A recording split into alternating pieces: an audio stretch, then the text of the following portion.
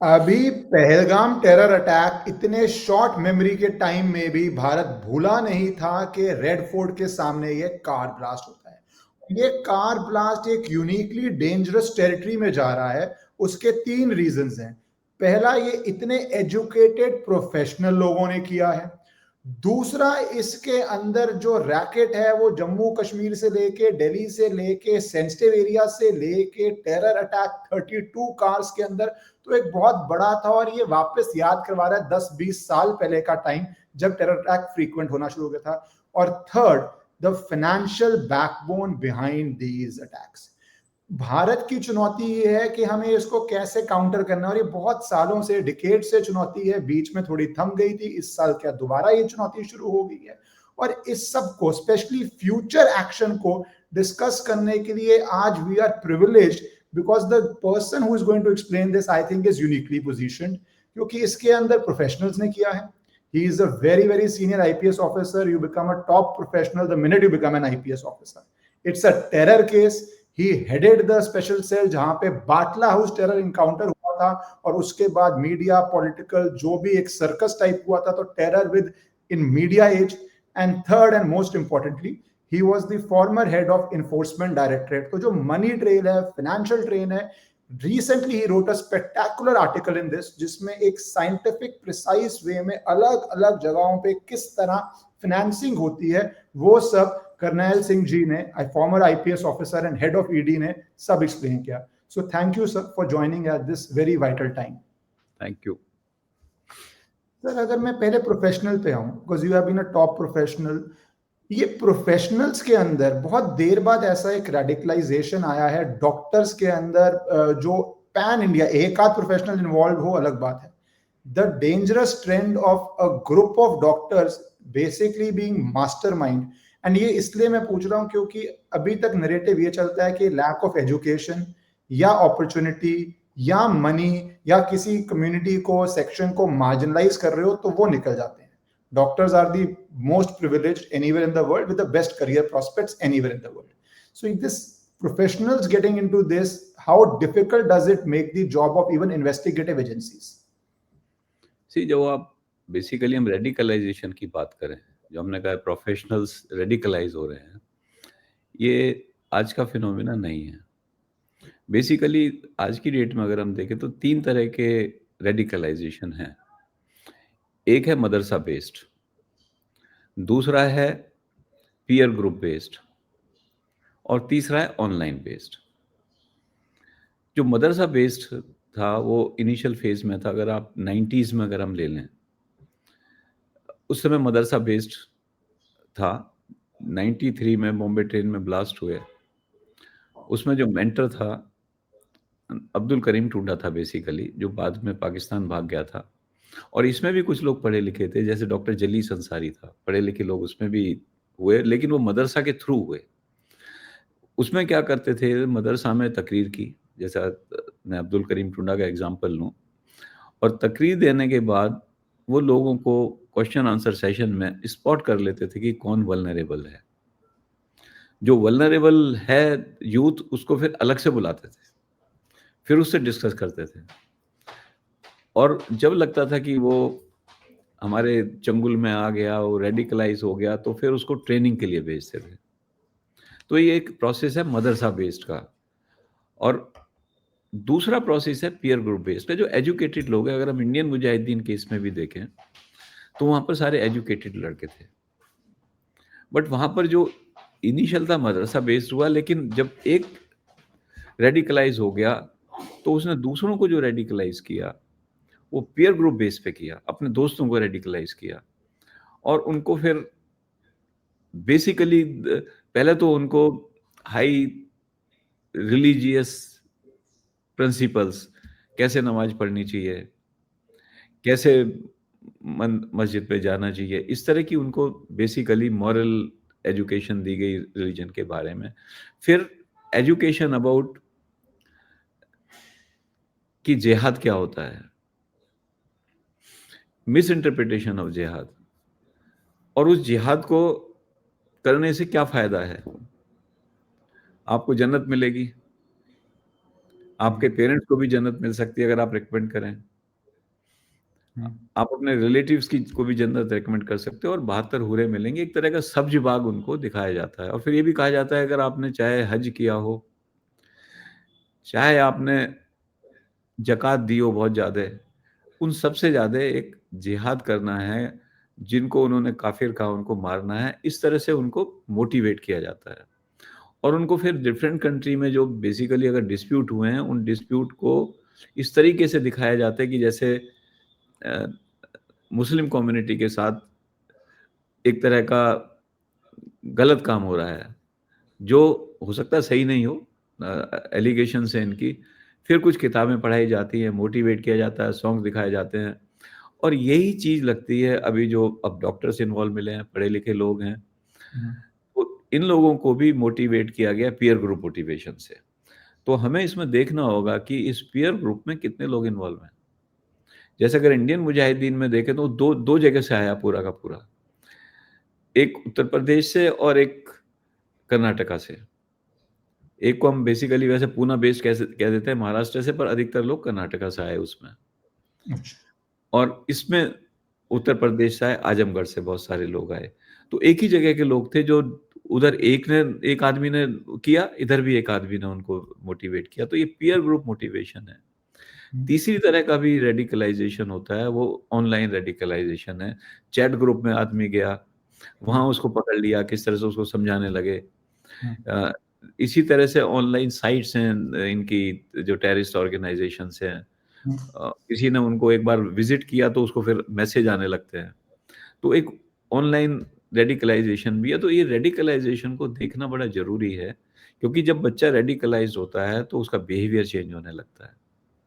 और ये ड्यूटी बन जाती है पेरेंट्स की, ये ड्यूटी बन जाती है वर्क प्लेस की, ये ड्यूटी बन जाती है सोसाइटी की, तो उसको स्पॉट करना। अब जो आदमी रेडिकलाइज़ होगा वो ट्रेनिंग लेने भी जाएगा। अब सपोज़ कर लो वो ट्रेनिंग लेने गया, 21 दिन की ट्रेनिंग होती है दोहराए-आम की, ना उस पे मोबाइल फ़ोन होता है, ना कुछ होता है, इसका मतलब कट ऑफ हो गया। 3 महीने की ट्रेनिंग होती है दोहराए-खास की, 3 महीने के लिए वो कट ऑफ हो गया और पाकिस्तान जाएगा ट्रेनिंग लेने, इंडिया में तो होती नहीं है ऐसी ट्रेनिंग जो है, पाकिस्तान वो ट्रेनिंग लेने जाएगा। अब एक बच्चा जो है आउट ऑफ कॉन्टैक्ट हो गया, पेरेंट्स आउट ऑफ कॉन्टैक्ट हो गया इतने दिन से, तो उनको दिन एक एक पूछना तो चाहिए कि भई कहाँ गया था? क्यों गया था? एक डाउट क्रिएट होता है इससे। वर्क प्लेस से गायब हो गया इतने दिन। तो एक सोसाइटी की भी ड्यूटी बनती है टू डिटेक्ट सच पीपल। तो ये आप बहुत इंपॉर्टेंट पॉइंट बोल रहे हैं क्योंकि ये प्रिवेंटिव स्टेप्स है और ये सोसाइटी में जा रहा है। तो सोसाइटली आप जो भी ट्रेनिंग जाते हैं, इज़ इट ऑलमोस्ट इनेविटेबल कि उनका फ़ोन और उनका कॉन्टैक्ट एकदम आउट कर दिया जाए? क्योंकि नॉर्मली आदमी क्या बोलेगा किसी वर्क प्लेस में काम कर रहा है कि मैं गाँव जा रहा हूँ 10-15 दिन के लिए। परिवार में बोल सकता है मैं शहर काम के लिए जा रहा हूँ या मैं दूसरे शहर काम के लिए जा रहा हूँ। बट आज के फ़ोन के ज़माने में तो आप सेकंड टू सेकंड कॉन्टैक्ट में हैं। यस, पर जहाँ पे अगर आपको लगे कि आपके परिवार में, आपकी बिज़नेस सर्कल में 21 दिन, 90 दिन के लिए गायब हो रहा है, स्पेशली परिवार को तो पता ही है, बिज़नेस सर्कल में तो आप फिर भी हो जाओगे। तो यू बिलीव कि कट ऑफ करना is a part of their training schedule, module, which is a big red flag अगर किसी भी फैमिली में ऐसा हो रहा है, they should carefully examine that? बिल्कुल। अगर फैमिली केयरफुली एग्ज़ामिन करती है, मोहल्ले-पड़ोस वाले केयरफुली एग्ज़ामिन करते हैं, तो एक दिमाग में घंटी बजनी चाहिए। फिर बिहेवियर चेंज नज़र आता है, उसके बिहेवियर पैटर्न चेंज हो जाता है। उस चेंज बिहेवियरल पैटर्न को आदमी समझ सकता है। एंड ऐसे आदमी फिर मोटिवेट करने में, क्योंकि पीयर ग्रुप को जब मोटिवेट कर रहा है, तो वो लीकेज भी नहीं होता। अगर किसी को मोटिवेट करने की कोशिश की और वो नहीं भी जॉइन किया, तो इन्फॉर्म नहीं करेगा किसी को। अच्छा। तो पीयर ग्रुप मोटिवेशन आसान होता है और एक तरह का ये होता है कि मैं अपने पीयर में दिखाऊँ कि मैं भी बड़ा जीदार हूँ, मैं भी इस तरह के काम कर सकता हूँ। तो एक जो डिस्प्ले फैक्टर होता है पीयर ग्रुप में, उसकी वजह से भी जॉइन करने के चांस ज़्यादा हो जाते हैं पीयर ग्रुप में। तो एजुकेटेड लोगों का जॉइन करना, अगर एक भी एजुकेटेड आदमी ने जॉइन किया है, तो फिर पॉसिबिलिटी हो जाती है कि और लोग भी जॉइन करें। तो जो नॉर्मल पीयर प्रेशर है, पीयर इन्फ्लुएंस है, जो किसी भी चीज़ के लिए हो सकता है, for let's say drinking early age और सिगरेट, वही एक लार्जर स्केल पे for a more dangerous activity ये वेपनाइज़ कर रहे हैं। बिल्कुल। सर आपने इंटरेस्टिंग बात बोल रही है कि इसमें एक ऑनलाइन है और एक पीयर ग्रुप है। Online I presume would lead to lone wolf attacks, क्योंकि आप नेटवर्क बनाना प्रिज्यूमेबली मुश्किल होगा, and peer group will you probably lead to more organized and a bigger attack, या कोई ऐसा कोरिलेशन नहीं है इसमें? सी ऑनलाइन में दो तरह का फिर आउटकम हो सकता है। तो जो आपने ठीक कहा, लोन वॉल्फ अटैक जो है वो किसी आइडियोलॉजी से कनेक्टेड है, लेकिन उससे कनेक्ट नहीं रहा। फॉर एग्जांपल लश्कर की या जैश ए मोहम्मद की आइडियोलॉजी से कनेक्टेड है, लेकिन ऑर्गेनाइजेशन से कनेक्टेड नहीं है। एक तो ये हो सकता है। दूसरा हो सकता है जब ऑनलाइन मोटिवेशन होता है तो आप किसी चैट रूम में गए, सपोज कर लो, वहाँ लश्कर का आदमी मिल गया, तो लश्कर का आदमी फिर उससे लगातार कांटेक्ट करने लगेगा और अपने ग्रुप में इन्वॉल्व कर लेगा। तो जरूरी नहीं कि ऑनलाइन में आप केवल लोन वॉल्फ अटैक की तरफ जाएं। ऑनलाइन में आदमी जो है रेडिकलाइज हो सकता है। रेडिकलाइज होके जरूरी नहीं है कि वो बॉम्ब भी फाड़े। वो हो सकता है सपोर्ट करे, वो हो सकता है कैरियर बन जाए, यानी एक्सप्लोजिव को एक जगह से दूसरी जगह ले जाने का कैरियर बन जाए। शार्प नेल्स को एक जगह से खरीदा दूसरी जगह ले जाने का कैरियर बन जाए। अब इसके लिए डिफरेंट चीजें खरीदनी पड़ती हैं, जैसे केमिकल खरीदा या डेटोनेटर्स खरीदे या टाइमर खरीदा। अब ये कोशिश करते हैं टाइमर कहीं और से खरीदा जाए, डिटोनेटर और कहीं से खरीदा जाए, केमिकल कहीं और से खरीदा जाए, और अगर आरडीएक्स या प्लास्टिक एक्सप्लोजिव यूज करते हैं तो सर्टेनली पाकिस्तान से आएगा। वो तो इंडिया में आप बाई नहीं कर पाओगे। इंडिया में चलेगा नहीं, वो पाकिस्तान से होगा। अब AK-47 है, ये पाकिस्तान से आई होगी जो अभी पकड़ी गई है इस केस में। तो सर्टेनली अगर ऐसी चीज मिलती है तो इंडिकेट करता है कि ये जो टेरर ग्रुप है इनके मेंटर्स पाकिस्तान में है। जैश ए मोहम्मद के अभी जो आ रहा है ज्यादा चांस है, बट कोई भी टेररिस्ट ग्रुप हो सकता है मेंटर जो है। लश्कर ए तोयबा हो सकता है, जैश ए मोहम्मद हो सकता है, और इनको फिर फंडिंग भी आ रही होगी क्योंकि केमिकल खरीदने के लिए पैसे चाहिए, इनको ऑपरेशन ऑर्गेनाइज करने के लिए मनी चाहिए, एक जगह से दूसरी जगह जाना है, तो वो पैसे भी फॉरेन कंट्री से आएंगे। फॉरेन कंट्री का मेरा मतलब है पाकिस्तान से आएंगे, पाकिस्तान के टेररिस्ट ऑर्गेनाइजेशन से आएंगे या आईएसआई के थ्रू आएंगे। सर बिकॉज अब हम फाइनेंस पे आ गए हैं, जो आपका आर्टिकल की हेडलाइन ही है, channel of financing terror networks, and इसमें आप बोल रहे हैं बाहर से आएंगे, पर दो इसमें या तीन चीजें जुड़ जाती हैं। एक, रिसेंटली एफसीआरए नॉर्म्स चेंज किए थे, एनजीओ के ऊपर किया था, and entire NGO lobby erupted इन कि ये क्यों नॉर्म्स आ रहे हैं। 7 ब्रॉड चेंजेस आई थी, which supreme court later held said that there nobody has a fundamental right to receive foreign money. The government can completely stop foreign money coming to NGOs if it wants to. कोई fundamental right नहीं है, और regulation is part of the new laws. उससे NGO पे कई हद तक एक तरह से आप बोले नकेल कसी गई। But sir, broadly, how does the distinction between an NGO doing genuine work and using money to pay salaries or to divert funds, ये तो एक probably easily traceable चीज होनी चाहिए for जांच एजेंसीज, क्योंकि बाहर से आ रही है, वाइट आ रही है, इसमें फिर डिस्पर्स कैसे कर पा रहे हैं? ये पहली चीज तो हमें देखना होगा जनरेशन ऑफ फंड्स कैसे होते हैं टेरर फंडिंग के लिए, क्योंकि उसी से आइडिया लगेगा कि फंड्स कहाँ से आ रहे हैं, कैसे आ रहे हैं, कैसे उस पर रोक लगे। अब जनरेशन ऑफ फंड्स में अगर हम जिहादी टेररिज्म की बात करें तो पहला सोर्स है जो चैरिटी फंड है, जिसको हम जकात बोलते हैं। क्योंकि एक इस्लाम में बड़ा अच्छा कॉन्सेप्ट है कि एक पार्ट जो है किसी भी इनकम का, जो भी हाउस होल्ड कमाता है, वो उसको चैरिटी में देना है। और जनरली क्या होता है, वो चैरिटी ऑर्गेनाइजेशन में दे देते हैं जकात को। वो ये नहीं कि मैं खुद खर्च करूं चैरिटी में, क्योंकि आसान होता है चैरिटी ऑर्गेनाइजेशन को देना। अब फॉर एग्जांपल हम लश्कर ए तोयबा को लेते हैं। लश्कर ए तोयबा सबको पता है चैरिटी और टेररिस्ट ऑर्गेनाइजेशन है, लेकिन इन्होंने अपनी चैरिटी ऑर्गेनाइजेशन भी बना रखी है, फ्रंट ऑर्गेनाइजेशन जमातुल दावा है।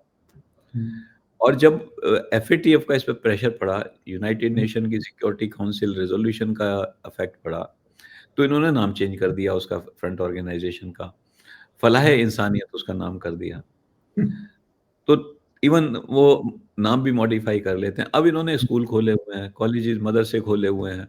मदरसों में सर्टेनली रेडिकलाइजेशन भी ये कर सकते हैं। हॉस्पिटल खोले हुए, लोगों को लगता है चैरिटी कर रहे हैं। उसका एक पोर्शन इन्होंने टेररिस्ट फंडिंग में यूज कर लिया।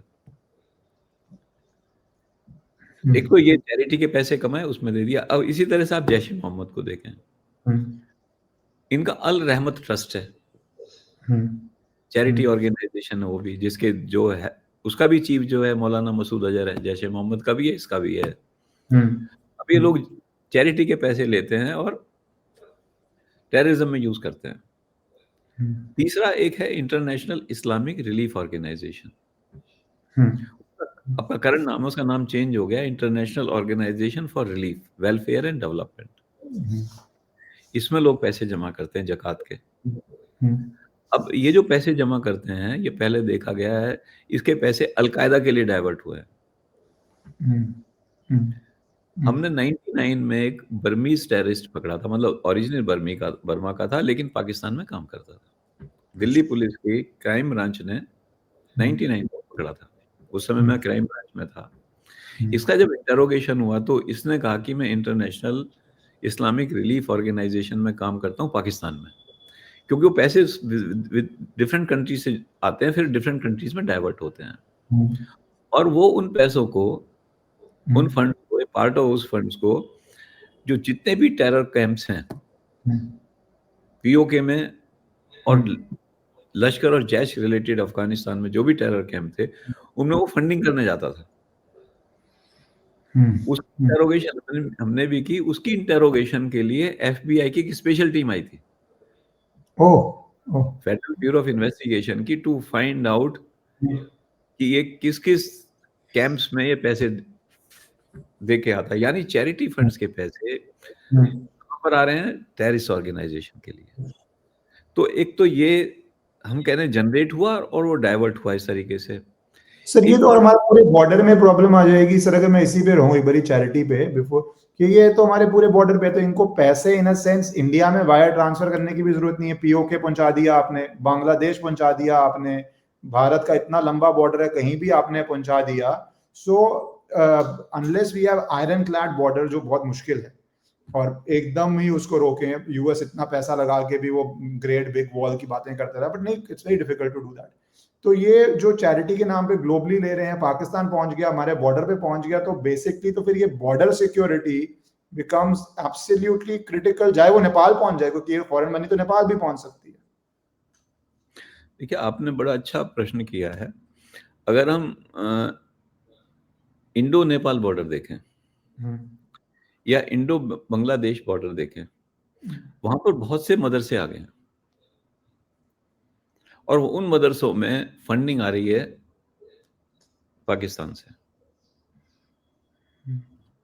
सरकार सर्टेनली नकेल करने की कोशिश कर रही है उन पे, बट ये जो आपने ये प्रश्न भी किया कि जो एनजीओ की बात की थी आपने, नॉन गवर्नमेंटल ऑर्गेनाइजेशन की बात की थी, अब इंटरनेशनल चैरिटी फंड से पैसे आ रहे हैं, अब हमें उसका यूज देखना पड़ेगा, क्योंकि ये तो नहीं कह सकते चैरिटी फंड गलत पैसे भेज रहा है, लेकिन उसका यूज कहाँ किया जा रहा है। और इसलिए सरकार ने जो एफसीआरए में, फॉरेन कंट्रीब्यूशन रेगुलेशन एक्ट में मॉडिफिकेशन किया, लाइक स्टेट बैंक के एक पर्टिकुलर अकाउंट में ही पैसे आएंगे। फॉरेन फंडिंग को इंडियन फंडिंग से जोड़ा नहीं जाएगा, यानी एक बैंक, उस बैंक में इंडियन से जो पैसे आए वो नहीं लगाए जाएंगे। फॉरेन फंडिंग से जो काम हो गया, नए पैसे आते हैं, वो भी फॉरेन फंडिंग माना जाएगा। तो बहुत सारे रेस्ट्रिक्शन इसीलिए लगाए हैं। और उसका एंड यूज क्या है, तो आपको परमिशन लेनी पड़ेगी। तो एफसीआरए की परमिशन जरूरी है। परमिशन के टाइम पे गवर्नमेंट देखती है कि ये किस तरह के लोग हैं। सर ऑल्सो जिस एनजीओ में आ रहे हैं, जिस अकाउंट में आ रहे हैं, उसी को एग्जीक्यूट भी करना है। जो ये पहले आगे बांट देते थे ना, कि मेरे में आए और मैंने एजुकेशन के लिए इसको दे दिए, मेडिकल के लिए इसको दे दिए, that also they are saying if you are receiving for medical, what is the medical college you are running in a sense. या अगर जो पहले ऑपरेशनल एक्सपेंसेस थे, अब उसको भी कैप कर दिया है कि इससे ऊपर आपके कैप नहीं हो सकते, क्योंकि ऑपरेशनल एक्सपेंसेस में तो आप सैलरीज बांटो, आप वाइन डाइन करो, आप वो एक इंफ्रास्ट्रक्चर, एक लोगों को प्लीज करो by spending money and entertaining them, वो सब पे भी काफी वो कोशिश तो हो रही है सर। जो एडमिनिस्ट्रेटिव एक्सपेंडिचर है उस पे रोक लगी है। आई थिंक मुझे एग्जैक्टली इस समय नहीं पता, शायद 50 ना उसका 20 कर दिया है उसका, वो मतलब उससे ऊपर आप नहीं कर सकते। 25% से कम है या 20 से कम है जो है। हम्म, सडनली सरकार ने कानून लाई है इसको रोकने के लिए। हम्म, बट अभी भी देखिए कि बॉर्डर्स एरिया में जो आपने इशू रेज किया था, वहां पर मदरसे उपजे हैं बहुत सारे, और वहां पर रेडिकलाइजेशन भी किया जाता है। तो उस पे एक तरह की जांच शायद सरकार कर रही होगी। दूसरा जो है ड्रग मनी, अफगानिस्तान जो एरिया है, जो गोल्डन क्रिसेंट हम बोलते हैं, जिसमें अफगानिस्तान, ईरान एंड पाकिस्तान आते हैं, वहां पर पॉपी उगाई जाती है और वहां पर बहुत सारी फैक्ट्रीज लगी हैं बॉर्डर्स पे, जिसमें इंटरेस्टिंगली आईएसआई के ऑफिसर्स उन फैक्ट्रीज के ओनर भी हैं, जहां पर आरडीएक्स बनाया जाता है। अब ये आरडीएक्स इन फैक्ट्री से चल के कुछ पार्ट इंडिया के थ्रू, कुछ ईरान के थ्रू और डिफरेंट कंट्रीज के थ्रू वेस्टर्न कंट्रीज में जाता है, और इससे बहुत ज्यादा पैसे इकट्ठे होते हैं। लाइक 3% ऑफ जीडीपी पीपल से ड्रग मनी है। और उसका Pakistan GDP, sir, 3% of Pakistan's GDP would be drug money. World GDP, World GDP, okay. It's a huge amount comes from the drug, not from the Afghanistan but overall world में different places पे जो drug है। Total drug money business you would say, okay. हाँ, तो particularly मैं अब इसको कौन हैंडल करते हैं? हक्कानी नेटवर्क है, तालिबान है, आईएसआई है। तो ड्रग के जो पैसे इकट्ठे होते हैं ये टेररिस्ट ऑर्गेनाइजेशन पे और इवन आईएसआई के ऑफिसर्स पे जाते हैं, और वो इसका यूज टेररिस्ट पर्पस के लिए करते हैं। तो ये ड्रग मनी भी बहुत इंपॉर्टेंट एस्पेक्ट है टेररिज्म के लिए। देन कई बार ये लोग क्राइम एक्टिविटी, क्रिमिनल एक्टिविटी भी करते हैं, एक्सटॉर्शन भी करते हैं। जैसे अगर हम इंडियन मुजाहिदीन की शुरुआत लें, तो शुरुआत में एक आसिफ रजा खान था, और एक और था, मुझे नाम ध्यान नहीं आ रहा उसका इस समय, जेल में है, इसमें कलकत्ता की जेल में, आफ्ताब अंसारी। आफ्ताब अंसारी पकड़ा गया है अमेरिकन सेंटर पे कलकत्ता में जो अटैक हुआ था उसमें, और उसमें उसको फांसी की सजा हुई है, लेकिन अभी सजा एग्जीक्यूट नहीं हुई है, वो जेल में है अवेटिंग हैंगिंग। तो इन्होंने शुरू में किडनैपिंग फॉर रैंसम किया, और इस पैसे को उन्होंने टेररिस्ट वर्क में लगाया। इवन ये भी कहा जाता है इन्होंने जो 9/11 हुआ था अमेरिका में, जो इंडिया में किडनैपिंग की थी, उसका एक पोर्शन उन्होंने 9/11 के एग्जीक्यूटर्स को भी दिया था, अलकायदा वालों को। अच्छा। ये भी कहीं इंटरोगेशन में आया हुआ है। तो जो क्रिमिनल फंडिंग है, क्राइम की फंडिंग है, वो भी कई बार टेररिस्ट ऑर्गेनाइजेशन यूज करते हैं। सर आप जो कैटेगरी बोल रहे हैं, जैसे वो दोनों प्रोबेबली फॉरेन मनी हो गया, this third category criminal activity is India generated funds. Yes, absolutely. And आप देखिए the popular front of India for example, ये प्रोटेक्शन मनी लेते हैं लोगों से, एक्सटॉर्शन करते हैं, रैंसम लेते हैं। हालांकि अब तो गवर्नमेंट ने इन पे अंकुश लगाया है, इनको बैन भी किया है पीएफआई को, लेकिन वो भी उनके पैसे जो हैं क्रिमिनल एक्टिविटीज के पैसे, और उसको टेररिस्ट पर्पस के लिए यूज करते हैं। इसके अलावा नेम चेंज कर रहे हैं, पीएफआई अपना नेम चेंज करके आ गया, ऑफिस बेयरर्स तो सारे सेम ही थे, द 2-3 टॉप ऑफिस बेयरर्स। तो इंडिया के कॉन्टेक्स्ट में भी आप एक पे बैन लगाते हैं, and then suddenly the name changes and some of the staff is the same, and जब तक गवर्नमेंट रियलाइज करती है उसको कोर्ट में चैलेंज होता है, लॉन्ग प्रोसेस। तो इसलिए ये प्रिवेंशन ऑफ अनलॉफुल एक्टिविटीज में एक अमेंडमेंट लाई थी गवर्नमेंट। पहले क्या था, केवल एक ऑर्गेनाइजेशन को टेररिस्ट ऑर्गेनाइजेशन डिक्लेयर करते थे, और उसका कोई भी मेंबर जो था वो उसके परव्यू में आ जाता था। अब उन्होंने कहा है कि अब इंडिविजुअल को भी कर सकते हैं। तो ये नया प्रोविजन है, आई थिंक 4-5 साल पहले गवर्नमेंट लाई थी। वेरी पावरफुल एंड यूजफुल जो अमेंडमेंट था। एक, अब ये पैसे तो हो गए, अब इनको आते कैसे हैं इंडिया में? तो मोस्ट इंपॉर्टेंट मेथड है हवाला। एंड हवाला जो है वो जरूरी नहीं है पाकिस्तान से डायरेक्ट आए। पाकिस्तान से फॉर एग्जांपल दुबई गया, दुबई से इंडिया में आया। हवाला हालांकि ऑफेंस है फॉरेन एक्सचेंज मैनेजमेंट एक्ट में। अगर एक कंट्री से दूसरी कंट्री में, हवाला क्या होता है कि सपोज कर लो इंडिया से पैसे भेजने किसी को दुबई, तो एक हवाला ऑपरेटर के पास जाएगा दिल्ली में फॉर एग्जांपल या बंबई में, और उसको कहेगा मुझे ये 50 लाख रुपए दुबई में भेजने हैं। तो वो क्या करेगा, एक नोट देगा, करेंसी नोट, उसका एक पोर्शन अपने पास रख लेगा हवाला वाला, एक पोर्शन इसको दे देगा, कह देगा भी अब जो रिसीव करने जाएगा उस पे इस दूसरे पोर्शन की फोटो होनी चाहिए। और ये फिर फोन करेगा दुबई में हवाला वाले को, दूसरे को, वो कहेगा भी जो आदमी इस तरह का नोट लेके आएगा, उसका फोटो लेके आएगा ऐसे नोट का, उसको 50 लाख रुपए दे देना। वो ना तो उससे वो पूछेगा, फोन नंबर पूछेगा, हालांकि फोन से ही फोन करेगा, ना उससे उसकी डिटेल पूछेगा, केवल फोन नंबर देखेगा, पैसे दे देगा। तो अनोनिमस ट्रांसफर होगी बेसिकली अगर आप देखें। और पैसे नहीं ट्रेवल कर रहे इंडिया से दुबई, ये केवल फोन से हुए। और ऐसा दुबई से कुछ पैसे इंडिया में आ रहे होंगे, दुबई से मॉरिशस में जा रहे हैं, मॉरिशस से इंडिया में आ रहे होंगे, तो डिफरेंट कंट्रीज का फिर ये बैलेंस आउट कर लेते हैं। अच्छा, अभी इसने अपना कट लिया, जैसे सर 50 लाख दिया तो इसने अपना जो भी शेयर लिया ले लेते हैं। नॉमिनल कट बैंक से कम होता है एक्चुअली। अच्छा, it's not a big cut नहीं ले रहे हैं, जैसे 50 लाख दिया तो it's not that they are taking a massive sum, ये आपका बहुत ही कम अमाउंट है हवाला ऑपरेटर्स का, बट सर्टेनली ये गलत मैकेनिज्म है, इलीगल मैकेनिज्म है। बट मोस्टली फंड जो हमने देखे हैं जो टेररिस्ट को इंडिया में आए हैं पीछे, वो हवाला के थ्रू आए। तो जब हवाला नेटवर्क भी जैसे आपने बर्स्ट किया टेरर केसेस, तो हवाला ऑपरेटर्स भी पकड़े गए हैं and they have given insight into this, या सर वो पकड़ना मुश्किल हो जाता है बिकॉज़ एनोनिमस है? वो पकड़े जाते हैं, पता लग जाता है कौन सा हवाला ऑपरेटर है। क्योंकि फॉर एग्जांपल इंडियन मुजाहिदीन में जो बाटला हाउस एरिया में टेररिस्ट रहता था, उसको हवाला से पैसे आए थे। तो दिल्ली पुलिस को ट्रेस कि कौन सा हवाला ऑपरेटर था। ठीक है, वो पॉसिबिलिटी है, ऐसा नहीं है नहीं वो बचेंगे नहीं, बट हवाला ऑपरेटर को जनरली ये नहीं पता होता कि टेररिस्ट फंडिंग हो रही है। अच्छा, so he can't further add to the investigation, मतलब वो पैसा पहुंचा दिया, he had a role, but without being really able to add further in the investigation. ये पता लग सकता है कि जिस सोर्स ने, अब वहां भी सोर्स भी नहीं, वहां से हवाला ऑपरेटर ही फोन कर रहा है।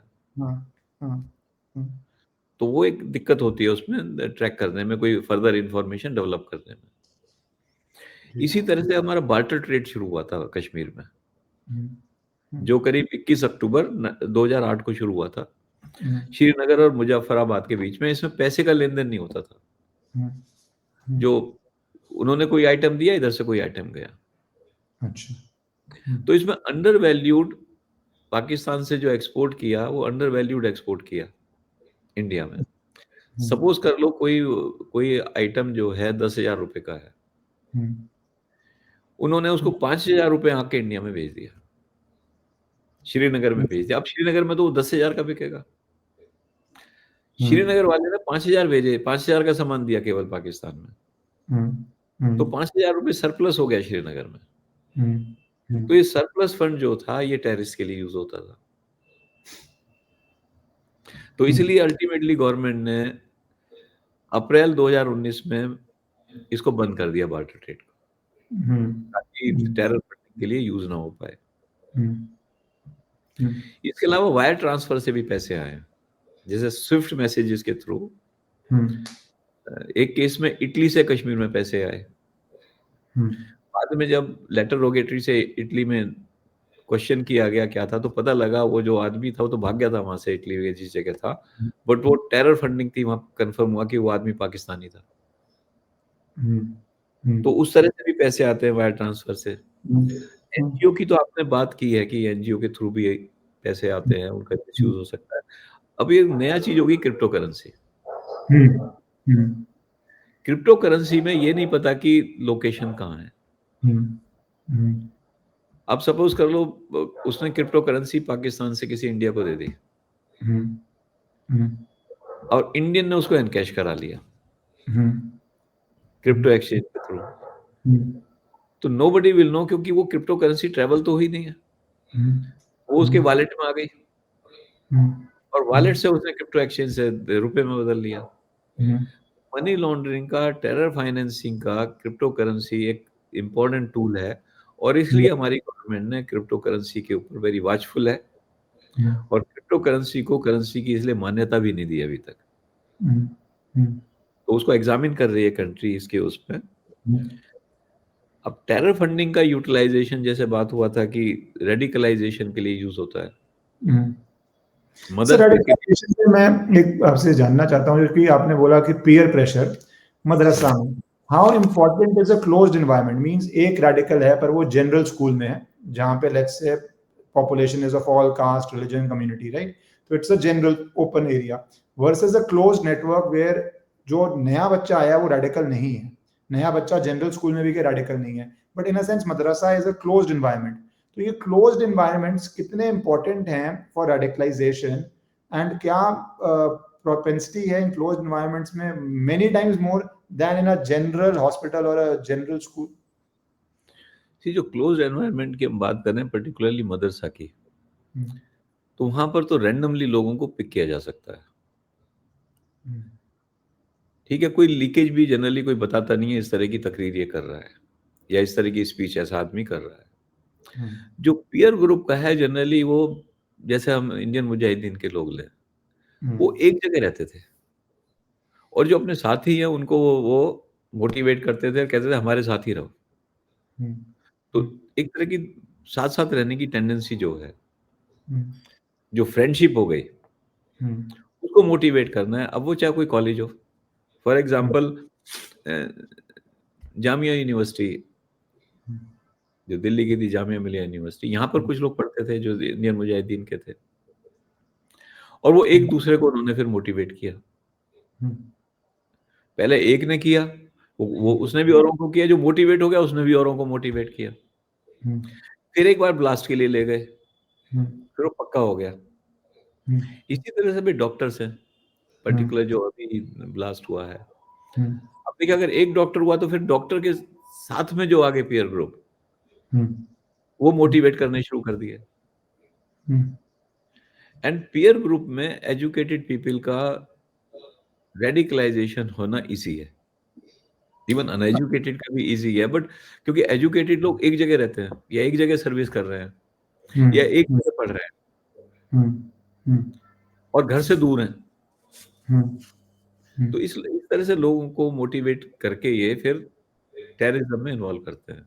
सर, बट फॉर इन्वेस्टिगेशन या बस्टिंग अ टेरर नेटवर्क, क्या एक बायस है कि in favour of educated people that उनकी उस सस्पिशियस आय से नहीं देखा जाता? कॉमन सिटीजन का भी और जांच एजेंसीज का भी कोई एक्सपीरियंस होगा, and it is more dangerous when educated are doing in that sense, क्योंकि वो रडार पे बहुत जनरली, जैसे भी टेनेंसी पे गए तो बहुत लैंडलॉर्ड्स कह रहे हैं भाई एक डॉक्टर है, कॉलेज में पढ़ रहा है, मैं उसको क्या वेरीफाई करूं? एक अच्छे डॉक्टर में मतलब मेरे पास टेनेंट बन रहा है, हॉस्पिटल में है, सर्टिफिकेट है, या आप अगर पुलिस वेरिफिकेशन के लिए भी जाएं तो वो डॉक्टर है, हॉस्पिटल में है, पुलिस क्या ही नॉर्मल क्या ही कांस्टेबल वेरीफाई करेगा उसको? ये आप बिल्कुल ठीक कह रहे हैं कि सपोज कर लो कोई कम पढ़ा लिखा आदमी कहीं रेंट पे घर लेने जाता है, वो क्या कर रहा है वहां पे, उसका वेरिफिकेशन कैसे होगा? तो बहुत से जो लैंडलॉर्ड हैं नहीं देते घर, लेकिन जो पढ़ा लिखा है, सपोज इंजीनियर है, सपोज डॉक्टर है, अच्छी जगह काम कर रहा है, तो उसको वेरिफिकेशन में कोई मिलेगा क्या? पुलिस के भी वेरिफिकेशन में क्या मिलेगा उसको? पुलिस यही तो पता करेगी कहाँ का रहने वाला है, कहाँ पढ़ा लिखा है, कोई इसके खिलाफ केस रजिस्टर्ड तो नहीं है वहां पर जहाँ का रहने वाला है, या जहाँ पढ़ा है वहां कोई केस तो रजिस्टर नहीं है। तो एक तरह की इम्यूनिटी मिल जाती है इस तरह की कि लोग इन पर विश्वास करने लगते हैं कि ये लोग बिल्कुल ठीक है, साफ सुथरे हैं, इनका कोई क्रिमिनल या टेररिस्ट बैकग्राउंड नहीं है। तो ये समाज के लिए ज्यादा नुकसानदेह है। सर, ये टेरर क्योंकि हम थोड़ा बाटला हाउस की बात कर रहे थे, एंड दैट टाइम मीडिया बहुत एक्टिव था, एक मीडिया में वातावरण बना। आज भी मीडिया बहुत एक्टिव है, इनफैक्ट मेरे ख्याल से वर्स हुआ है क्योंकि अब सोशल मीडिया आ गया है। और इस अटैक के बाद भी जो इतना क्लियर अटैक है, सम जर्नल्स शुरू हो गए हैं कि बहुत अच्छा डॉक्टर था, टॉप स्टूडेंट था, बहुत एजुकेटेड ट्रीट करता था, मैं नाम भी बोलता हूँ, द वायर करके एक है, उसका पूरा आर्टिकल है एक लंबा चौड़ा, और भी बहुत सारे होंगे ऐसे। और that has similarities with Batla House में, तो फिर भी media I don't know controlled था नहीं था, अब तो अनकंट्रोल्ड मीडिया है। तो how challenging this narrative becomes for investigation, secondly when a case has to be taken and उसको आगे इन्वेस्टिगेट करना है, बस्ट करना है, नए अरेस्ट करने हैं, तो ये मीडिया प्रेशर कितना आता है सर एक केस को इन्वेस्टिगेट करने में? Does it hamper investigation, the pressure part? नहीं, अगर मीडिया प्रेशर तो मैं नहीं कहूँगा, बट मीडिया का बोलना चीज़ों के बारे में, और मीडिया के अलावा कुछ और लोगों का बोलना, नॉट नेसेसरली मीडिया, हमारी कंट्री में ऐसे बहुत से लोग हैं जो बिना वेरिफिकेशन के कुछ भी बोलने लगते हैं, एंड पर्टिकुलरली टेररिज्म के केस में, क्योंकि जो आदमी टेररिस्ट में पकड़ा जाता है उसका पुराना केस तो होता नहीं है कोई, और जब पुराना केस नहीं होता तो क्रिमिनल से बेटर स्थिति में होता है। क्रिमिनल को आप पकड़ोगे तो आप कहोगे इसके पास तो 10 केस इसके खिलाफ है। जब आप टेररिस्ट को पकड़ोगे तो लोग कहेंगे तो बड़ा अच्छा आदमी है, डॉक्टर है, पढ़ा लिखा है, कहीं पहले इन्वॉल्व नहीं हुआ, आपने तो झूठा फंसा दिया। ऐसे या बोलने स्टूडेंट्स के लिए बहुत आता है, it's a very fine distinction आप ड्रॉ कर रहे हैं, क्योंकि criminal has a history, terrorist अगर एक बार ही पकड़ा गया तो बाहर ही नहीं निकलेगा, तो वो बिल्कुल, हिस्ट्री तो है नहीं, और स्टूडेंट्स के लिए सबसे ज्यादा यूज होता है ये। तो बहुत से लोग ना इस स्थिति का फायदा उठा के कुछ ना कुछ बोलते हैं, और ये बहुत डेंजरस स्थिति कई बार इसलिए बन जाती है कि फिर ऐसे भी हमारे यहाँ एनजीओज हैं जो इसको लेके कोर्ट चले जाते हैं। अगर वो कोर्ट चले गए या उन्होंने एलिगेशंस लगानी शुरू कर दी तो जो इन्वेस्टिगेटिंग एजेंसी है उसकी अटेंशन डाइवर्ट हो जाती है। देखिए, इन्वेस्टिगेशन एजेंसी, आपने आज एक आदमी पकड़ा, अब आपको पूरा नेटवर्क पकड़ना है। नेटवर्क में हो सकता है 10 आदमी हो सकता है 100 आदमी हो, आपको नहीं पता। अब आप उसमें तो काम कर नहीं रहे, आप जवाब देने में लगे हुए हैं, तो एक तो ये नुकसान होता है इन्वेस्टिगेशन का। दूसरा जो है, लोगों का परसेप्शन क्रिएट होता है। अब आप सोशल मीडिया पे चलो, जो टीवी वगैरह है, अब सोशल मीडिया पे लोग कुछ भी बोलने लगते हैं। तो मैंने अपनी किताब में भी लिखा है, बाटला हाउस वाली में, कि एक नेशनल पॉलिसी ऑन टेररिज्म होनी चाहिए, कि अगर कोई भी टेररिज्म के ऊपर कुछ बोलता है नेगेटिव, तो उसके पास अगर एविडेंस नहीं है तो उस पे भी केस होना चाहिए। ये नहीं कि बस कोर्ट में चला जाए और कहे जी इनकी इंक्वायरी करो, अभी आप भी तो बताओ आपके पास क्या एविडेंस है।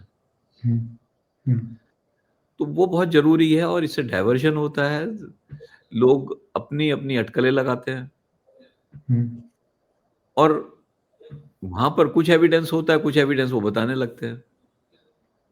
और सर टेररिज्म भी तो इतने फॉर्म्स दे रहा है, जैसे मैं क्लासिकल केस बोलता हूँ कि free speech, I obviously support it, but कोई बोले कि 5 लाख लोग लेके चिकन नेक पे इकट्ठा हो जाओ और भारत को नॉर्थ ईस्ट से सेपरेट कर दो, क्या ये स्पीच एक्शनेबल प्लान है? बिल्कुल एक्शनेबल प्लान है। क्या ये अगर इम्प्लीमेंट किया जाए तो इंडिया की टेरिटरी को प्रॉब्लम होगा? होगा। तो क्या ये डिफाइंड आएगा ऑफेंस में? मेरे हिसाब से आएगा, बट बहुत लोग कहेंगे अरे स्पीच तो दे रहा है, स्पीच के लिए फ्रीडम ऑफ स्पीच है, क्योंकि टेररिज्म के फॉर्म्स भी तो सर मैनिफेस्ट करके मल्टीप्लाई करी जा रहे हैं with your ability to reach people via social media sitting in their house. आप यहाँ से 3000 किलोमीटर दूर भी लोगों को इन्फ्लुएंस कर सकते हैं कि 50,000 लोग आ जाओ और नॉर्थ ईस्ट को सेपरेट कर दो। इसमें एक्चुअली सुप्रीम कोर्ट का तो जजमेंट यही है कि जब तक उस पर कोई एक्शन ना हो तब तक नहीं माना जाएगा, but certainly this is a very serious issue. अगर कोई ये कहता है कि चिकन नेक पे आके इकट्ठे हो जाओ, सर्टेनली अगर चिकन नेक हमारी ब्लॉक होती है, नॉर्थ ईस्ट हमारा कट ऑफ हो जाता है, और उधर चाइना बैठा है, हमारी कंट्री के लिए कितना नुकसान हो सकता है। इस तरह की बातें नहीं करनी चाहिए, और सर्टेनली मेरे हिसाब से तो ये इस तरह की चीजें जो नेशनल सिक्योरिटी के अगेंस्ट है,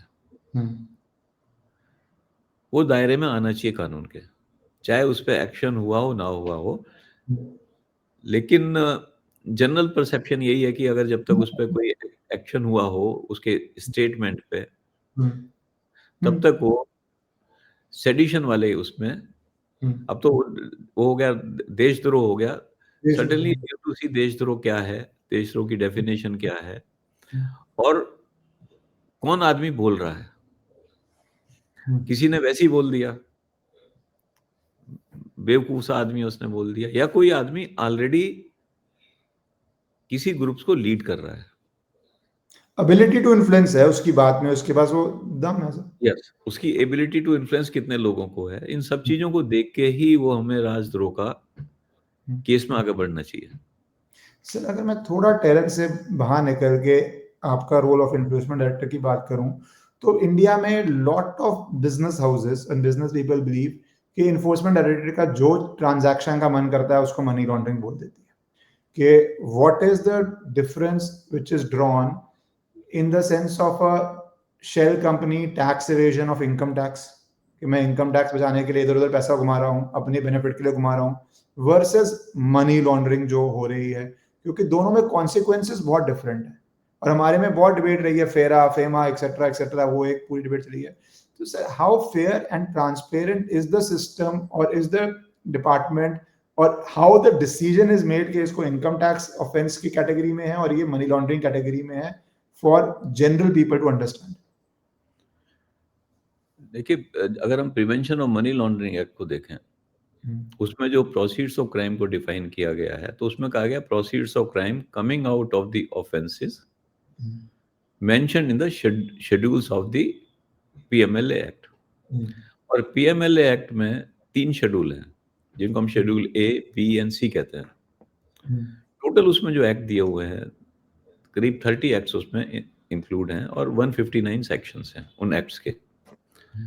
बी जो पार्ट है उसमें केवल एक ही एक्ट है, कस्टम्स एक्ट है, और कोई उसमें एक्ट नहीं है। जो सी पार्ट है वो ट्रांसनेशनल क्राइम के लिए है, तो उसमें डिफरेंट एक्ट्स हैं। बट अगर मनी जो है इस कंट्री में क्राइम हुआ है और दूसरी कंट्री में पैसे ले गए हैं, या दूसरी कंट्री में क्राइम हुआ है और इंडिया में पैसे ले आया है, तो वो पार्ट सी आता है। अब इनकम टैक्स में जो टैक्स वायलेशन, टैक्स अवॉइडेंस है, या टैक्स की चोरी है, अगर इवेजन है, तो वो मनी लॉन्ड्रिंग के शेड्यूल ऑफेंस में नहीं है। और क्योंकि मनी लॉन्ड्रिंग के शेड्यूल ऑफेंस में नहीं है, तो वो पीएमएलए में नहीं आता है। पीएमएलए में वही आएगा, फॉर एग्जांपल चीटिंग है या फ्रॉड है, बैंक से किसी ने पैसे लिए, 2000 करोड़ ले लिए बैंक से, और उसने फ्रॉड कर लिया बैंक के साथ। नो, ये फ्रॉड जो है 420 का जो सेक्शन है, ये शेड्यूल में दिया हुआ है। तो ये जो फ्रॉड है, ये फिर पीएमएलए में भी आ जाएगा, कि अगर ये पैसे जो हैं उन्होंने black, not the black money but tainted money I should say, को व्हाइट में कन्वर्ट करने के लिए जो स्टेप्स लिए हैं, वो मनी लॉन्ड्रिंग के केस में आ जाएगा। But sir do you think ये जो ये एक्ट है बहुत ज्यादा वाइड एंड प्रिवेसिव हो गया? इट इज मैं पॉलिटिकल डिबेट नहीं जा रहा, वो तो कंप्लीटली डिफरेंट टॉपिक है, किस पे हो रहा है किस पे नहीं हो रहा, मैं इकोनॉमिक एक्टिविटी की कर रहा हूँ, कि is it misused in normal economic transaction? जो ये क्रिटिसिज्म उठती है, इज दैट यूजिंग फेयर? क्योंकि चीटिंग बहुत फॉर्म्स में है। चीटिंग तो एक कंपनी से आप पैसा ले रहे हैं, मतलब और बहुत चीटिंग इज बैंक से ले रहे हैं, is a classical case. But दो कंपनीज के बीच में चीटिंग हो रही है, चीटिंग करके पैसा कहीं और भेज रहा है, तो क्या इसका स्कोप बहुत ज्यादा वाइड है इवन इन इकोनॉमिक एक्टिविटीज, और you think it's a balanced proportionate law? See basically जो मनी लॉन्ड्रिंग के इम्पैक्ट हैं कंट्रीज पे, वो काफी सीरियस होते हैं। सीरियस इस सेंस में भी होते हैं कि एक आदमी अगर कोई क्राइम करता है, तो जो जिसके अगेंस्ट क्राइम होता है उस पे इम्पैक्ट पड़ता है। सपोज किसी ने मर्डर किया, तो मर्डर जिसका हुआ उसकी फैमिली पे इम्पैक्ट पड़ता है। अब मनी लॉन्ड्रिंग जो है, उसका इम्पैक्ट फैमिली पे ही नहीं पड़ता, उसका इम्पैक्ट पूरी सोसाइटी पे पड़ता है। जैसे मैं एक एग्जांपल आपको देता हूँ, कि सपोज कर लो 2 लोग बिजनेस करते हैं। एक बिजनेसमैन के पास अनटेंटेड मनी है, व्हाइट मनी है, एक बिजनेसमैन के पास टेंटेड मनी है। जब वो अपना प्रोडक्ट सेल करेंगे, सपोज दोनों एक ही प्रोडक्ट बनाते हैं, तो कौन अपना प्रोडक्ट कम पैसे में बेचने को तैयार होगा? जिसकी व्हाइट मनी है, वो कम से कम कुछ प्रॉफिट चाहेगा। जिसकी टेंटेड मनी है, उसका बेसिक पर्पस है कि उस पैसे के ओरिजिन को छिपाना। तो वो कम पैसे में भी उस प्रोडक्ट को बेच सकता है।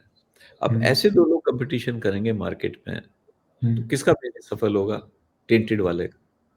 इसका मतलब मनी लॉन्ड्रिंग का जो इम्पैक्ट है केवल उस पे ही नहीं पड़ता, जो क्राइम जिसके साथ हुआ है और उससे प्रोसीड्स ऑफ क्राइम जनरेट हुए हैं, केवल उस पे इम्पैक्ट नहीं पड़ता, ये पूरी सोसाइटी पे इम्पैक्ट पड़ता है और बहुत सारे इंसिडेंट हैं। For example drug money let's say, जहाँ पे शुरू हुआ मनी लॉन्ड्रिंग का प्रोसेस 1980, तो ड्रग मनी का इम्पैक्ट, एक पहले तो ड्रग का पड़ेगा लोगों पे इम्पैक्ट। सेकेंडली प्रॉब्लम क्या थी कि drug lords they were very powerful people. अब वो काम कराते थे छोटे-छोटे लोगों से। मर्डर कराया किसी से, ड्रग ट्रांसफर कराया किसी से, पकड़े जाएँगे तो वो पकड़े जाएँगे। केवल मनी ट्रेल से ही टॉप पीपल पकड़े जाते थे। इसलिए मनी ट्रेल बिकम्स इम्पोर्टेंट। तो एक बैलेंस है। क्वेश्चन है केवल आप रेज़ कर सकते हो इम्प्लीमेंटेशन के ऊपर, कि इम्प्लीमेंटेशन सही है, गलत है, बट आप लॉ के ऊपर क्वेश्चन नहीं है इसमें, क्योंकि प्रोसेस ज़्यादा इसलिए हो जाता है because of stringent conditions of bail and prima facie. But वैसे मुझे आपने बोला तो याद आया, एल कपोन केस देखिए, इतना बड़ा गैंगस्टर, एंड में तो इनकम टैक्स में ही गया, तब तो मनी इनकम टैक्स के लिए 8 या 9 साल के लिए गया और पूरा नेटवर्क टूटा। So nations have always used this to fight economic offences. Sir मैं जरा लास्ट पार्ट, बेल की आपने कंडीशंस कही ना, that is also very interesting. जो सेक्शन 45 है पीएमएलए का, उसमें ट्विन कंडीशंस हैं which are very serious. One is that कि कोई भी मजिस्ट्रेट बेल देने से पहले पब्लिक प्रोसिक्यूटर को सुनेगा, और अगर पब्लिक प्रोसिक्यूटर ऑब्जेक्ट करता है बेल के लिए, तो मजिस्ट्रेट तभी बेल देगा जब वो महसूस करेगा कि वो आदमी केस में मनी लॉन्ड्रिंग में इन्वॉल्व नहीं है। बड़ी स्ट्रिंजेंट कंडीशन है। पर अगर हम इस स्ट्रिंजेंट कंडीशन का ओरिजिन देखें, अगर आप 2002 का ओरिजिनल एक्ट देखें जो 2005 में इम्प्लीमेंट हुआ था, अगेन मैंने कहा ए बी सी 3 पार्ट है। सो ए पार्ट में ओनली ड्रग ऑफेंसेस थे और टेररिज्म था, एंड ये ट्विन कंडीशन केवल ए पार्ट के लिए एप्लीकेबल थी। एंड सर्टेनली ड्रग वाले केसेस में और टेररिज्म वाले केसेस में सेम ट्विन कंडीशंस हैं। वो तो एनडीपीएस में भी है सर, वो सेम कंडीशन उसमें भी है। वो सेम ट्विन कंडीशंस हैं, तो वो ट्विन कंडीशन पीएमएलए में थी related to those predicate offence, दो शेड्यूल ऑफेंस, जहां पर ट्विन कंडीशन उनमें भी एग्जिस्ट करती थी। अब 2009 में जो मॉडिफिकेशन हुआ, अमेंडमेंट हुआ, उसमें क्या हुआ, सेक्शन बी से उठा के सारे सेक्शन ए में डाल दिए। इसका मतलब अब ये हर सेक्शन पे एप्लीकेबल होने लगा, चाहे वो एक्ट, चाहे वो प्रेडिकेट ऑफेंस, इटसेल्फ समटाइम्स 3 साल की सजा हो, इटसेल्फ बेलेबल हो, बट यहाँ तो ऐसी ये कंडीशन लगेगी बेल हो ही नहीं सकती। चाहे वहां उसकी नॉन बेलेबल में भी बेल आसानी से हो सकती हो। तो ये जो अमेंडमेंट हुआ है, इसको गवर्नमेंट को देखने की जरूरत है कि क्या इसमें कोई हमें चेंज करने की जरूरत है। So basically, consequences are more stringent than the predicate offense in certain cases. Absolutely. Which is legal. अगर आप jurisprudence की बात करें तो एक बहुत इंटरेस्टिंग सिचुएशन है। सर मैं जरा लास्ट पार्ट पे आना चाहता हूँ इसके अंदर, क्योंकि the political interference or political pressure or political challenges faced while investigating not only terror cases, because any high profile case, how vast do you think, आपके भी experience में such a long and a glorious career, कि how much is the reality versus how much is the myth जो दिखाया जा रहा है अलग अलग प्लेटफॉर्म्स पे, आजकल तो OTT भी आ गया, सब कुछ आ गया है, how big is the pressure, how relevant is the pressure and how compulsory is the pressure? Pressure की मैं बात नहीं कह सकता, वो डिपेंड करता है officer to officer, but certainly जो लोग भी पकड़े जा रहे हैं वो मनी लॉन्ड्रिंग में इन्वॉल्व निकल रहे हैं। और इसलिए ये कहना कि जी मुझे इसलिए कर दिया, मैं ये पर्पस है इनका, वो मेरे ख्याल से ठीक नहीं है। आप ऑनेस्ट बनो, आप क्राइम मत करो, तो आप पे कोई एक्शन नहीं ले सकता। लेकिन अगर आप ऑनेस्ट नहीं हो, आप क्राइम कर रहे हो, आप करप्शन कर रहे हो, करप्शन के पैसे आपके घूम रहे हैं इधर से उधर, तो सर्टेनली वो कभी ना कभी तो पकड़े जाएंगे। To that, thank you sir for your time. और ये पूरा जो टेरर फाइनेंसिंग है, आई बिलीव ये बहुत इंपॉर्टेंट चीज हो चुकी है, क्योंकि जितनी फ्रीक्वेंसी से मनी आ रही है टेरर में, रेडिकलाइजेशन हो रही है, भारत के लिए it's a massive challenge. Former general also said कि 0.5 फ्रंट जो वॉर है 2.5 पॉइंट, तो वो वॉर टाइम में तो it can become even very very serious if we have things like this happening and there is something on the border, any border going on, China, Pakistan, Bangladesh, whatever, बहुत serious स्थिति आ चुकी है. सी ये बहुत serious issue है. For example वार हो रही है, एक्सटर्नल फ्रंट पे हम लड़ रहे हैं और इंटरनल फ्रंट पे एक्सप्लोजन शुरू हो जाए. सो एक पब्लिक के माइंड में एक तरह का यू कैन से कि डर, फियर बैठ जाएगा कि पाकिस्तान कितना पावरफुल है, पाकिस्तान कहाँ का एक्ट कर रहा है, यहाँ ब्लास्ट करा दिया, इस जगह ब्लास्ट करा दिया. तो इस तरह की चीजें बड़ी सीरियस है और terrorist believe in creating a fear in the minds of people. Number one. Number two, they want to create the impression in the minds of people कि गवर्नमेंट लोगों को प्रोटेक्ट नहीं कर पा रही है. सो टेररिज्म को कंट्रोल करना, जड़ से नेस्तनाबूद कर देना बहुत जरूरी है. This is a different perspective, because मैं सोच रहा था कि जब टेररिज्म की मैं बात कर रहा था वॉर टाइम पे कि it becomes difficult for security forces, वो तो है ही है, बट ऑल्सो द इम्पैक्ट कि हाँ ये पाकिस्तान ने डायरेक्टली कर दिया, आसमान से बॉम्ब नहीं डाल दिया, आपका रडार पूरा चीर दिया, और सोशल मीडिया में तो यही र्यूमर चलेगा कि भाई पाकिस्तान ऊपर से आया, उसने हमला किया और आपके ऊपर बॉम्ब डाल दिया, जबकि किया किसी ने लोकल ने किया हो. तो वो पर्सपेक्टिव तो और भी fear factor wise, as Lenin used to say, aim of terrorism is to terrorize. तो आपको आदमी को टेरराइज करना है. सी टेरराइज के अलावा दी गवर्नमेंट पे विश्वास उठाना भी इनका वो है. आप सपोज कर लो सीरियल ब्लास्ट हो रहे हैं, एक के बाद एक महीना, अगले महीने बाद दूसरा का. सपोज कर लो ये जो पकड़े हैं कश्मीर पुलिस ने, एंड वेरी गुड इन्वेस्टिगेशन कि उन्होंने पकड़ लिए टाइमली. सपोज नहीं पकड़े जाते, कितना इन्होंने मटेरियल इकट्ठा कर रखा था, एक्सप्लोजिव मटेरियल, डिटोनेटर इकट्ठे कर रखे थे, जो मुझे पता लगा शायद 32 डिटोनेटर इकट्ठे कर रखे थे. टाइमर्स मॉडिफाई सर बोल रहे हैं की गाड़ी थी, 32 गाड़ियों का सेल परचेज भी मल्टीपल कर रहे थे. तो इसका मतलब एटलीस्ट 32 जगह तो करने का इनका प्लान था, लेकिन जितना एक्सप्लोजिव था वो 32 जगह से भी ज्यादा के लिए था. तो अगर ये इस तरह का एक्सप्लोजन सब एक जगह करते, फिर दूसरी जगह करते, फिर तीसरी जगह करते, तो एक इंप्रेशन जाता है कि सिक्योरिटी एजेंसीज कुछ नहीं कर पा रही हैं, सिक्योरिटी एजेंसीज टेररिस्ट को नहीं पकड़ पा रही हैं, ये गवर्नमेंट कुछ नहीं कर पा रही है, एंड हमारे नैरेटिव बनाने वाले बहुत हो जाते हैं. फिर पॉलिटिकल मोटिव एट्रीब्यूट हो जाते हैं. बजाय टेररिज्म के लिए सब लोग एक हो जाए. हमारे यहाँ कोई भी कुछ भी कमेंट कर देता है. एंड सर बट जो आपने बारे इन्वेस्टिगेशन और पुलिस, ये क्रूशियल पॉइंट तो यही है. One SSP, sorry I am forgetting the name, IPS officer who feels के जेएम के पोस्टर क्यों लगे हैं, जो अब इतनी कॉमन चीज नहीं रही है इन्वेस्टिगेट. तो एंड में तो the thing basically comes on the shoulders of the investigative agencies whichever state, local और नेशनल, कि एक पोस्टर से लेके आप इतनी बड़ी कॉन्स्पिरेसी तक पहुंच सकते हैं. So the entire thing is how government supports the investigation, how they are good officers who are willing to go the extra mile to investigate. That is basically the secure. Otherwise poster को avoid भी किया जा सकता है, बहुत देर जगहों पे भारत में avoid किया भी जाता है, I'm sure. Absolutely. See, that is what the local intelligence understanding has to be there in the minds, उन लोगों के दिमाग में जो लोग टेररिज्म को डील करते हैं.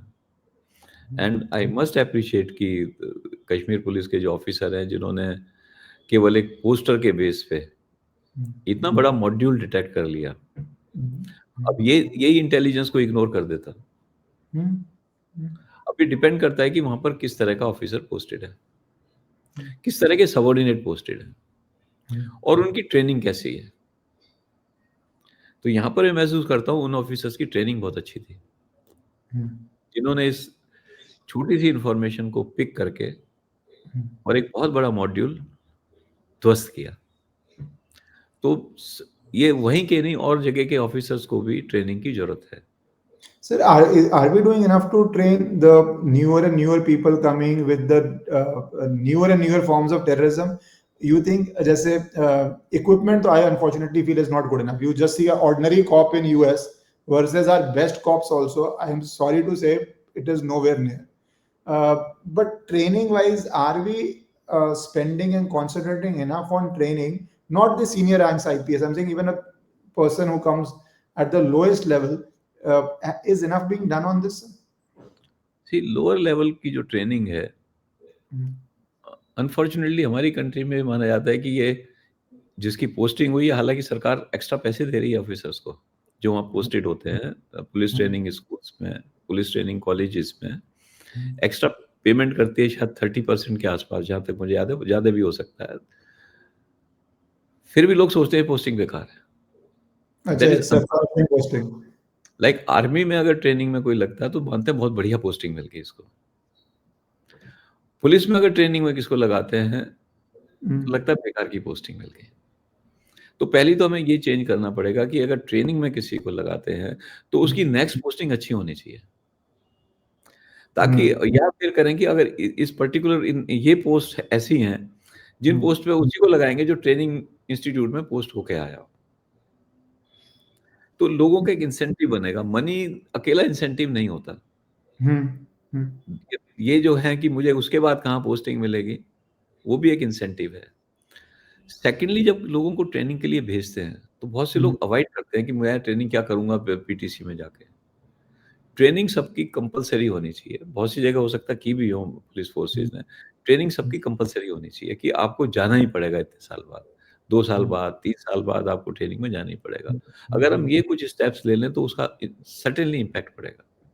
सर, स्टेटस की आपने बात करी कि अगर even though pay salary may be more, but as a status, as a respect thing, it's look down upon, whereas in army it's looked as if you have a lot to contribute, so आप Yes. Training में जा रहे हो, so it is a more a status thing. If the either it's made compulsory as you're suggesting, or it's a status thing that before you get sensitive post or positions which are sought for, you have to have X number of training months or years or whatever, even training people junior to you. Yeah absolutely that should be there. आप ठीक कह रहे हैं। तभी वो जो है वहां जाने को तैयार हो गए। And it's it's just a status symbol. हमारे यहाँ जैसे हरियाणा दिल्ली में बोलते हैं खुड्डे लाइन पोस्टिंग। अब वो आदमी चाहे खुश हो उस पोस्टिंग से, बट लोग उसको बोल बोल के तंग कर देते हैं। सर, पीयर प्रेशर हो जाएगा। राइट। कर दिया। जी सर, जी sir, thank you sir, thank you so much for your time और अपने इश्यू को। Thank you sir.